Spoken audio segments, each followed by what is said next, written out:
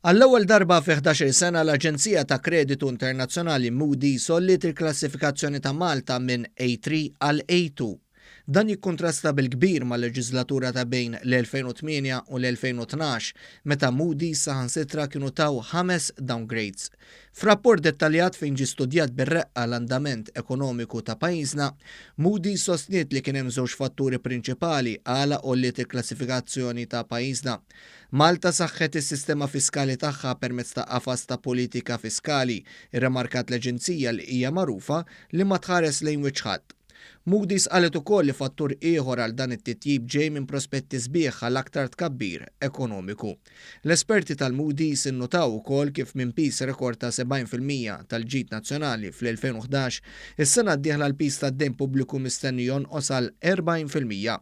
B'riżultat ta' dan it-titjib il-pis tal-imax fuq id-dejn naqas bin-nofs.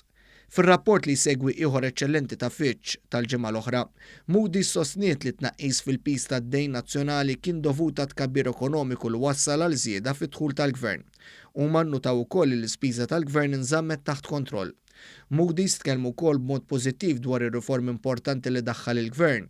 Malta saħħet il-qafas ta' tmexxija tal-finanzi pubbliċi fosthom it-twaqqif ta' kunsill fiskali kif ukoll wettqet skrutinji dwar nefqiet f'diversi oqsma qalu l-esperti ta' Moody's. L-esperti internazzjonali rremarkaw ukoll fuq it-titjib fil-qagħda tal-kumpaniji pubbliċi, speċjalment l-Ena Malta u l-Air Malta, fejn dawn issa saru jagħmlu profitt u d-dejn tagħhom tnaqqas sew. Qalu wkoll imqabbel ma' pajjiżi Ewropej oħra, Malta se jkollha tkabbir ekonomiku ferm aktar għoli. Dan f'kuntest fejn l-industrija tat-turiżmu kompli tkun waħda b'saħħitha ferm u sostnew li għad fadal iktar prospetti pożittivi għal din l-istess industrija.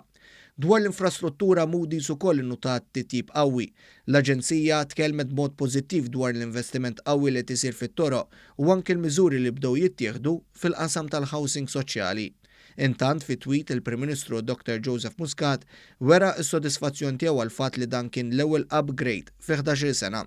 Saħaq li mill-2013 l-hawn l-Aġenziji ta' Kreditu Internazzjonali dejjem tejbu l-klassifikazzjoni tal-ekonomija Maltija.